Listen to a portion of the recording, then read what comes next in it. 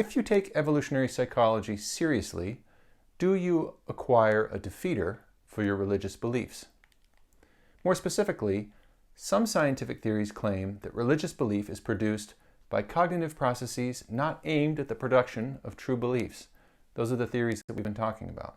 Should this give me a defeater for my belief that the processes that produce Christian belief, or theistic belief in general, are indeed aimed at the production of true belief? Now, there are different kinds of defeaters, and Plantinga kind of walks us through them, and I think that's a useful discussion, and it could be useful to you in your future philosophical writing, so I would encourage you to pay attention to it. Okay, so when I encounter a rebutting defeater for my belief, I learned that the defeated belief is false. So he gives the example of I'm sort of walking in a country path, and I'm looking out at these different fields, and I say to the person I'm walking with, "Oh, look at that sheep out there, isn't that nice?" And he says, "No, that's not a sheep, that's a sheepdog." So that's an example of a rebutting defeater. I had a belief, I thought it was true, but the guy I'm with tells me that it's in fact false, and that's a rebutting defeater. He says there are also undercutting defeaters. So this is when I lose the reason that I had for holding my belief. So say I went to town to get some milk, and I see Paul at the store, and when I come back home, I say, "Hey, you know who I saw at the store? Paul." And my brother says to me, "Oh no, Paul has a twin. Are you sure it was Paul? Did you talk to him? Because it might have been Paul's twin." So that's an undercutting defeater. I don't know that I'm wrong, but I lost the reason that I had for holding the belief. Namely, I saw this guy, he looked like Paul. I thought there was only one guy who looked like Paul, but it turns out I was wrong. So that's an undercutting defeater.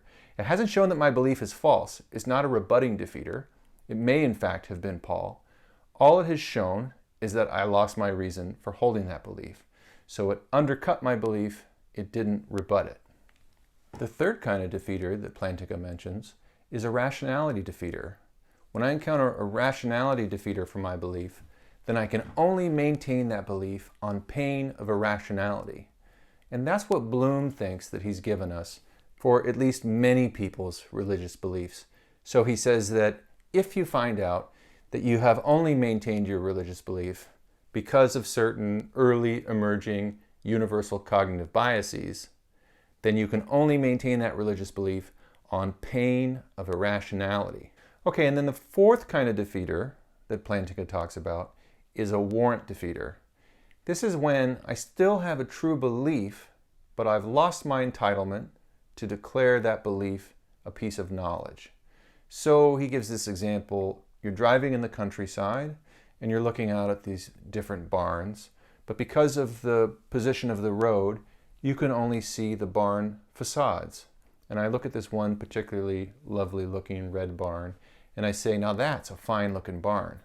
And then my driving companion says to me, "Well, actually, Matt, there's a lot of poverty in this region, and a lot of people have built barn facades to cover up the fact that they can't afford to build an actual barn."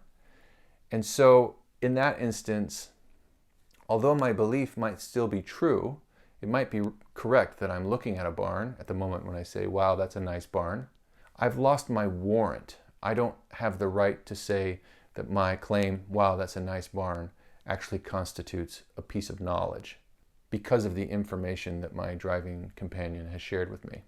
And then finally in this section, Plantinga says, all rationality defeaters are warrant defeaters. So if a defeater shows that your belief is irrational, then you can't claim to have knowledge. But not all warrant defeaters are rationality defeaters. This is important because the Bloom type argument, the kind of argument that we're focusing on right now, claims to be a rationality defeater, and because it's a rationality defeater, it's also a warrant defeater. You can't claim that a belief has warrant if you can only maintain that belief on pain of irrationality. That's a pretty intuitive idea. Another really important notion here is the notion of priors. What are priors? Well, priors basically is a shorthand for prior probabilities.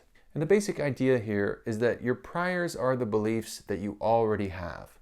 So the notion of priors comes from Bayesian epistemology. You have prior beliefs about the state of the world, and when you encounter a new hypothesis or a new state of affairs, you update your beliefs in light of what you already believe. So that's the key point that Plantinga is going to make here when it comes to this idea of priors. Whenever we're evaluating evidence, whenever we're evaluating hypothesis, whenever we're evaluating some new state of affairs that we've encountered, we always evaluate it in light of what we already believe. And what we already believe, those are our priors. They're our prior beliefs. And this is a very, very important idea in epistemology and an extremely helpful notion philosophically. Now, right now, I want to show you a video that I think is a really helpful kind of explanation of how priors function in the way people approach different hypotheses. And then we'll come back and talk about Plantinga's text some more.